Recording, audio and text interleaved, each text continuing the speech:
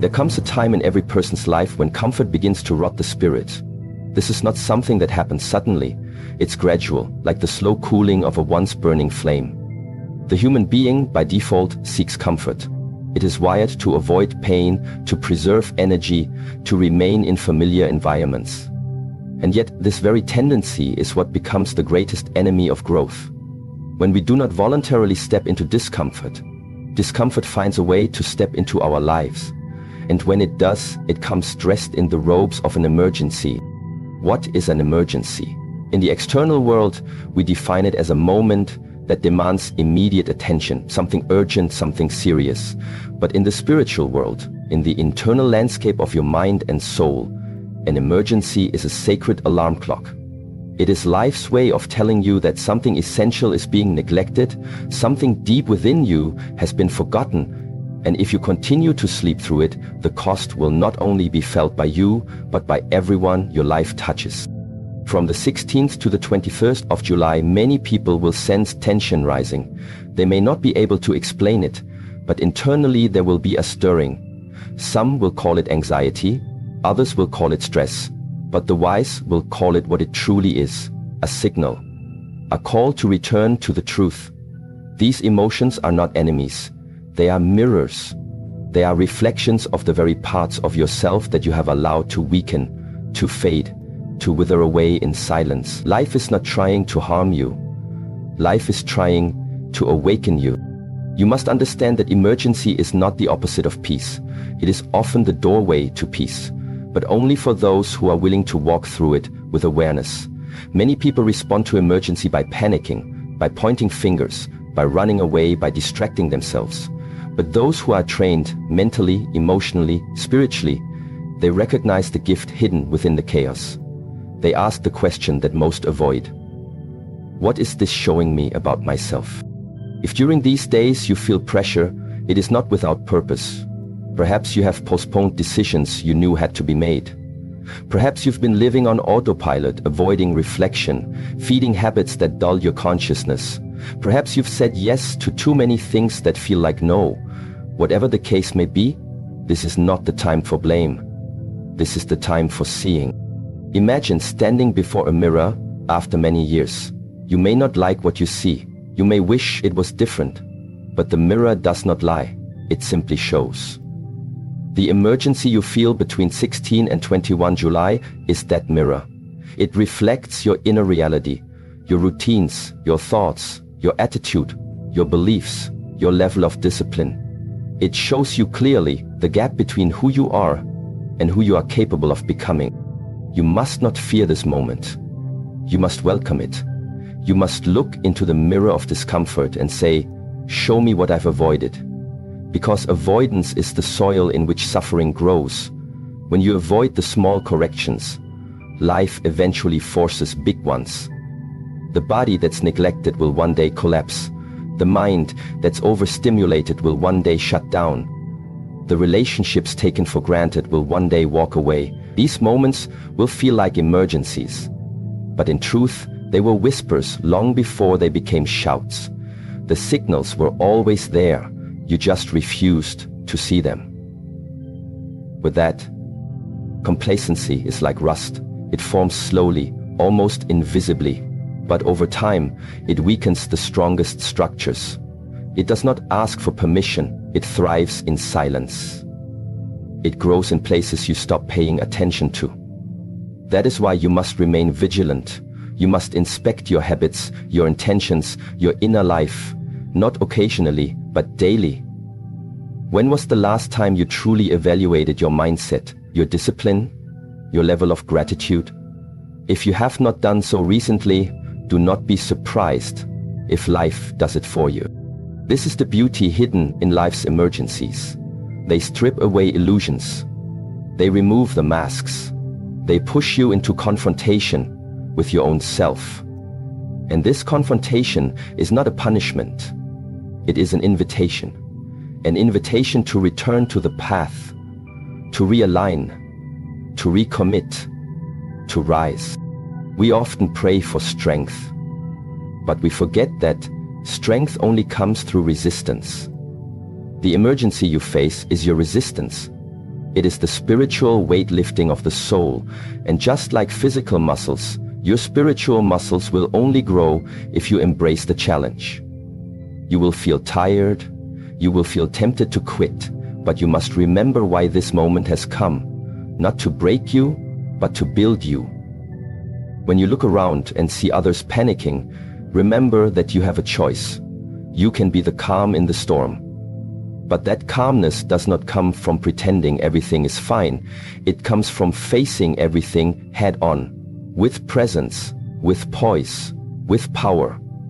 That is the energy that transforms emergencies into enlightenment. Ask yourself, what is life trying to show me right now? Where have I become too comfortable? Where have I stopped growing? Where have I allowed fear to decide for me? These questions are your compass. They will not give you answers immediately, but they will put you on the path. And once you are on the path, every step forward will bring clarity.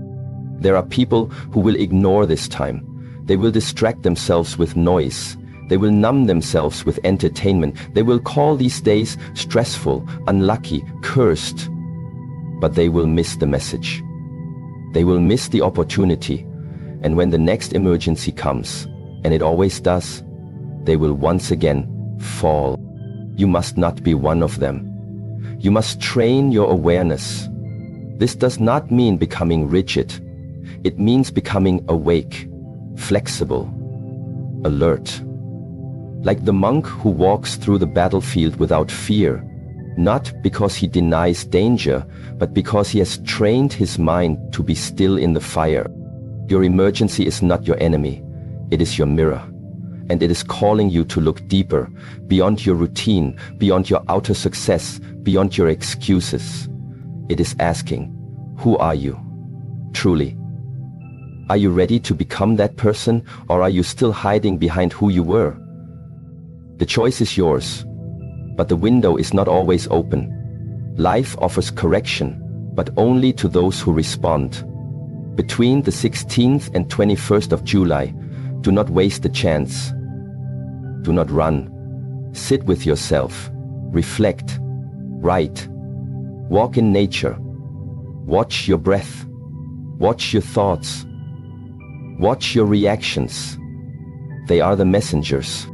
If you do this sincerely, something powerful will happen. A shift, a release, a breakthrough.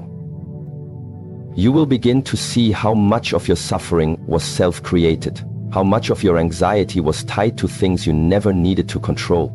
How much of your pain was simply resistance to change. And in that realization, you will find peace. Not because the emergency is over, but because you have stopped fearing it. Do not seek comfort. Seek clarity. Do not chase motivation. Build discipline. Do not wish the storm away. Learn to move through it with grace. This is the path of mastery, the path of the awakened one. There is nothing wrong with you. You are not broken. You are simply being reminded. Life is reminding you of your strength, of your wisdom, of your responsibility, of your potential. And it will keep reminding you until you listen. So listen. Before the whisper becomes a shout. Before the tension becomes a breakdown.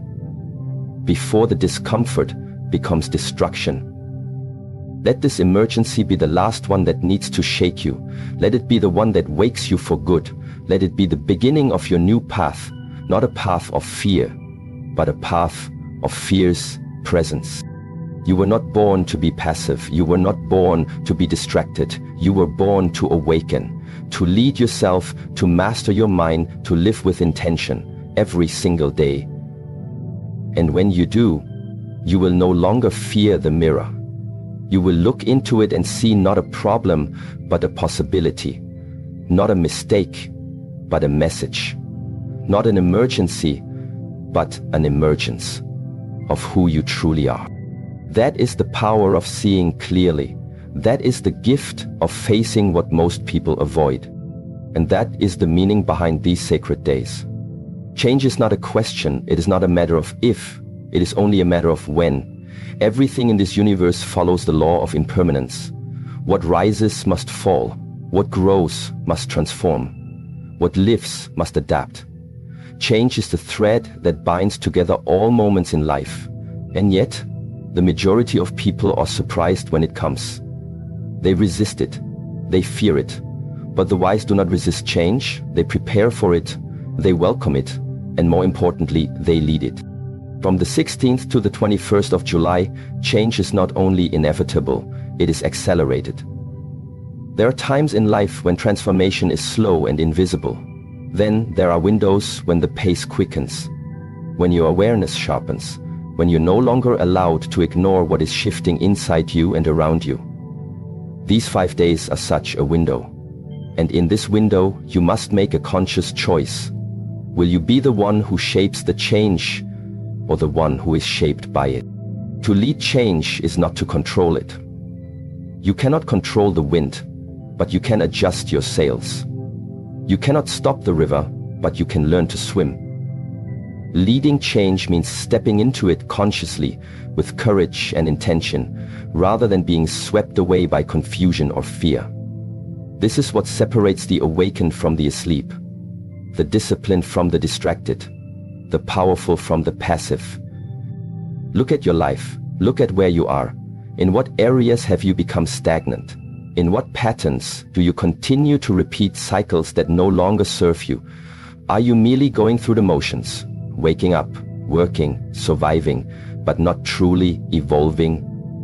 Change is knocking at your door, but if you're not listening, you will miss it. Worse, it will come in a form that shakes you violently because you refuse to hear the whisper before the storm. This is not meant to frighten you, it is meant to awaken you. Leading change begins with recognition. You cannot change what you do not first acknowledge. You cannot lead what you are unwilling to confront. And you cannot become who you are meant to be while still clinging to who you used to be. Most people are followers of change. They wait for the world to shift and then they react. The economy changes and then they panic. Their relationships change and then they grieve. Their body changes and then they regret not taking care of it sooner. Their opportunities disappear and then they blame. But the truth is, life gives signs.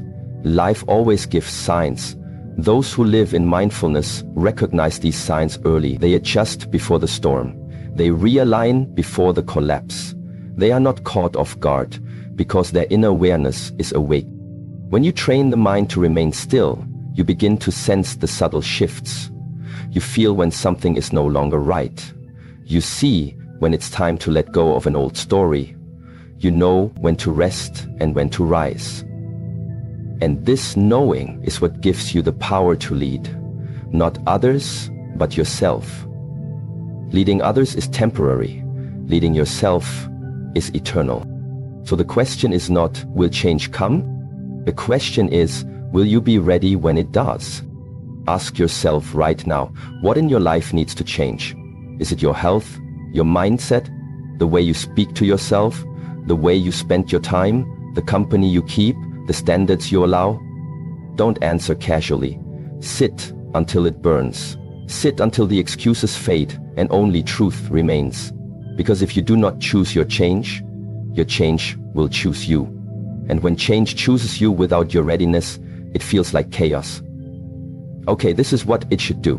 If you don't choose your change will choose you. And when change chooses you without your readiness, it feels like chaos. But when you choose it, it becomes transformation. Leading change also requires responsibility. Not blaming others, not waiting for better conditions, not hoping someone will rescue you, but realizing that the only one who must rise is you. It is easy to blame your parents, your past, your pain. It is harder to take ownership. But ownership is the path of power. The moment you say, "This is on me," is the moment you reclaim your ability to lead. Leadership is not about titles or positions. It is about energy. It is about how you show up when things get difficult. It is about whether you run or rise, whether you complain or commit, whether you give in or go forward. Between the 16th and 21st of July, the world may not notice your change, but you will, your soul will, and that internal shift is far more important than external applause. The greatest leaders are often invisible. They do not need validation. They do not need to announce their intentions. They simply act quietly, consistently, powerfully. Ask yourself again, in this coming change, will I lead or follow? If you find yourself afraid, remember this: fear is not a sign to stop. It is a sign that you are approaching something meaningful. Fear often stands between the person you are and the person you're meant to be. Do not run from it. Look at it, study it, learn from it, walk through it, because on the other side of that fear is your next level. And understand that leading change does not mean perfection. It does not mean you will never fall. It means you are willing to get up every single time. It means you do not wait for motivation, you create it. You do not hope for clarity, you build it through action. You do not need to feel ready, you begin, and readiness follows. There is no secret to leading change other than this: decide. Decide that your growth matters more than your comfort. Decide that your soul matters more than your ego. Decide that your purpose is bigger than your past, and then act in alignment with that decision. Every day, even when it's hard. If you do this, these 5 days, 16 to 21 July, will not just be another week. They will be a turning point, a sacred portal, a rebirth. There is a warrior inside you that has been silent, not a warrior of violence, but of virtue, of clarity, of discipline, of stillness. It is time to awaken that warrior. Not later, not someday, now. Every morning, begin with presence. Before the world touches you, touch your own breath. Before distractions arrive, meet your own awareness. This is how you train, not by doing more, but by being more. More alert, more conscious, more devoted to your path. As change comes, others will look to you, not for answers, but for example. Be that example. Lead without needing followers. Move without needing permission. Praise without needing permission. And as the days unfold, watch the signs. The universe speaks to the quiet mind. You will see synchronicities. You will feel deeper intuition. You will know when to step forward and when to stand still. And that knowing, that deep inner compass, is the mark of someone who no longer follows the noise, but leads from truth. When you lead change, you are no longer a victim of your circumstances. You become a creator, a conscious architect of your reality. You stop asking, why is this happening to me? And begin asking, what is this teaching me? That is how masters are born, not in easy times, but in sacred windows like this. Do not waste it. Do not ignore the call. From the 16th to the 21st of July, lead yourself with discipline, with grace, with stillness, with power. Let the world see what it means to walk with awareness. Let your actions speak louder than your fears. Let your habits be your voice. Let your energy be your message. And let this change not be something that happens to you, but something that is born through you. Many people walk through life unaware that the greatest war they will ever fight is not against other people. It is not a battle of nations, of opinions, of competition or resources. The fiercest conflict is not found in the news, in politics, or even in daily challenges. The most relentless opponent you will ever face stares at you in the mirror each morning. It is your own self, not the part that is light, awakened, and wise, but the part that resists, that doubts, that fears, that hides. From the 16th to the 21st of July, the energy of conflict will rise, but if you are observant, you will recognize that the chaos is not coming from the outside, it is surfacing from within. Life is pulling back the veil, the emotional tension, the mental unrest, the sudden confusion. These are not coincidences, they are signals. These are the sounds of an internal war that has been quietly waging, and now you are being called to face it directly.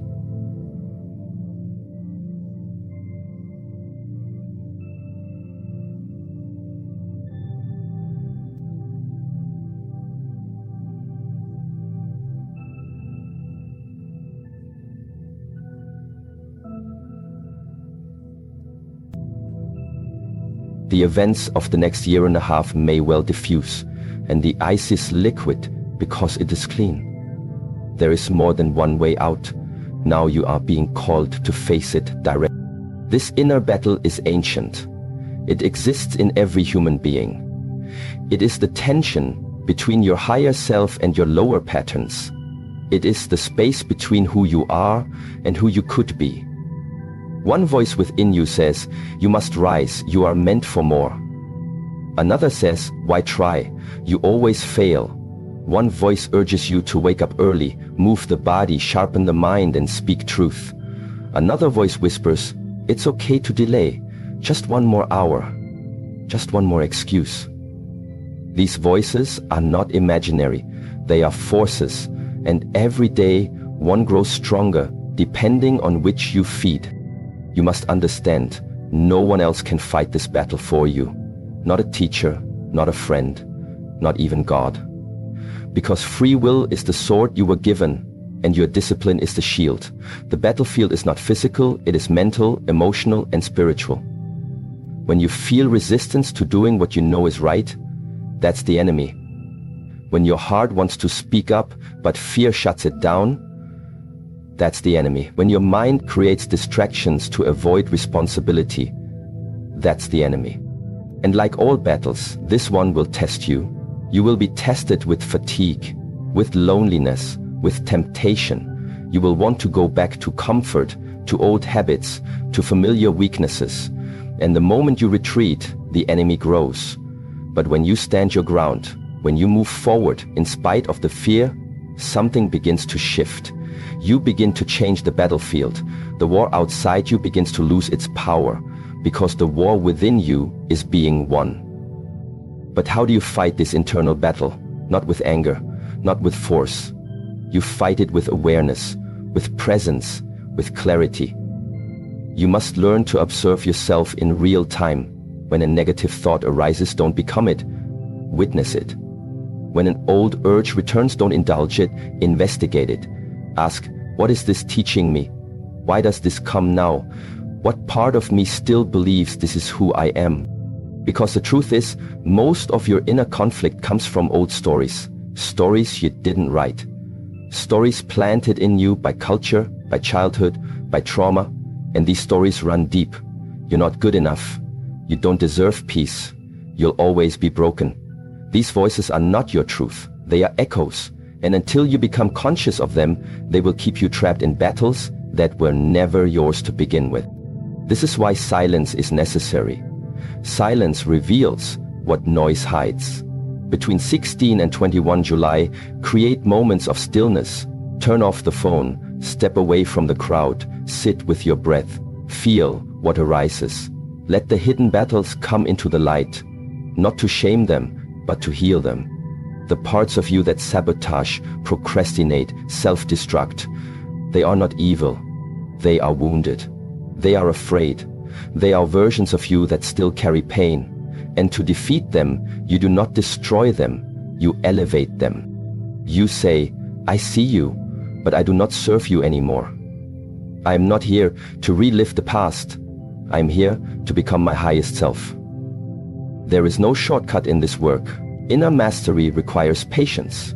There will be days when it feels like you are losing, when your mind is chaotic, your discipline weak, your emotions heavy.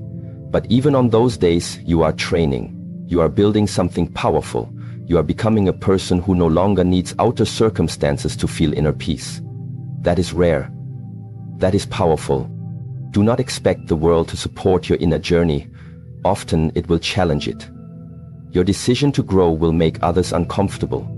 Your silence will reveal their noise. Your clarity will expose their confusion. This is not your burden to carry. Lead your own life. Fight your own battle. And in doing so, you will inspire others to do the same. Between the 16th and 21st of July, observe your reactions. They are the front lines. When someone offends you, do you explode or reflect? When things go wrong, do you blame or take ownership? Every reaction is an opportunity. You either reinforce your old programming or you rewire it with new awareness. And this rewiring, though slow, is sacred. It is the quiet revolution of the soul. You may ask, but what if I fall? What if I lose control again? What if I return to my old ways? And the answer is simple. Then you rise again.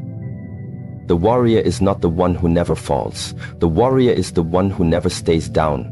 You do not lose the battle by falling. You lose by refusing to rise.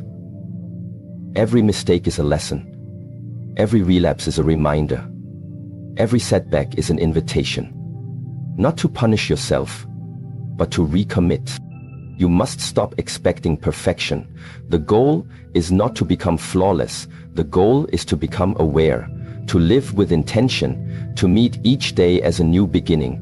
That is what it means to win the inner war, not to silence all struggle, but to transform your relationship with it. There will be moments during these 5 days when your inner enemy will speak louder than usual. It will tell you to give up, to stay small, to settle. You must recognize that voice for what it is, a test. Do not engage it, do not argue. Simply return to your breath, to the present, to the truth. What is the truth? The truth is that you are not weak. You are untrained. You are not broken, you are burdened. You are not stuck, you are scared. And all of these can be changed with awareness, discipline, and compassion. The truth is, you are the only one who can walk your path. And while others can inspire you, support you, guide you, the steps are still yours to take. So take them. Even if your legs tremble, even if the path is dark, even if no one walks beside you, walk anyway. Because each step is a victory. Each step is a new sword forged in fire. Each step is a statement to the universe. I will not be defeated by myself. The world does not need more angry voices, more outer noise, more reaction. The world needs humans who are in control of themselves. Humans who think before they speak, who breathe before they act, who know when to be still and when to strike, who live from truth, not trauma. Be that human. Let this internal war teach you peace. Let it refine you. Let it sharpen you. And when you look back on this period, you will not say, it broke me. You will say, it built me. You will not say, I lost everything. You will say, I finally found myself. This is not philosophy. This is discipline. It is daily work. Breathe consciously. Move intentionally. Speak truthfully. Love deeply. And above all, stay aware. Because when you stay aware, the enemy within loses power. And in that awareness, the battle becomes your greatest teacher. Remember this. You were not born to fight others. You were born to master yourself. And once you do, peace is no longer something you chase. It is who you become.